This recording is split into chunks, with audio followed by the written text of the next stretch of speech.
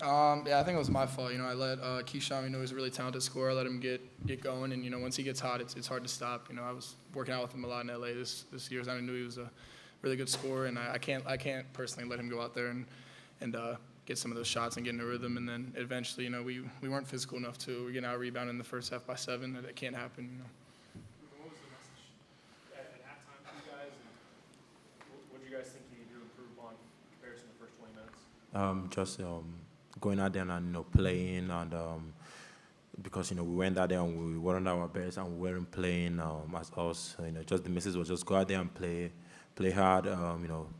Nothing is given. You just have to go in it, and we didn't do that in the first half.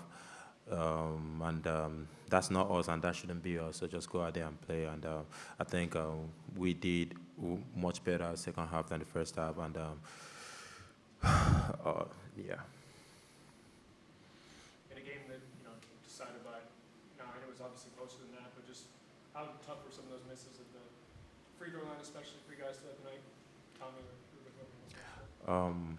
I think it's just unacceptable. Just missing free throws. Like it's called free for a reason. So just knowing that we need to make more free throws because the past few games that we have had bad free throw shooting, and that shouldn't be happening. And we're going to work on that and make sure that we're much better in this game. You guys tied the game with 9 minutes left, and then y'all went almost 8 minutes without making any shots. What do you feel like were you guys struggling with during that stretch? I think they did a good job disrupting our offense. I think we needed to stay in our offense more, get the ball moving side to side, and they were able to switch and clog up the paint really big. They did a good job in the post, just sending 2 guys. So we need to execute our game plan better when that stuff happens in the end. Tommy, is it acceptable for you guys to get outscored in the paint, 38-28?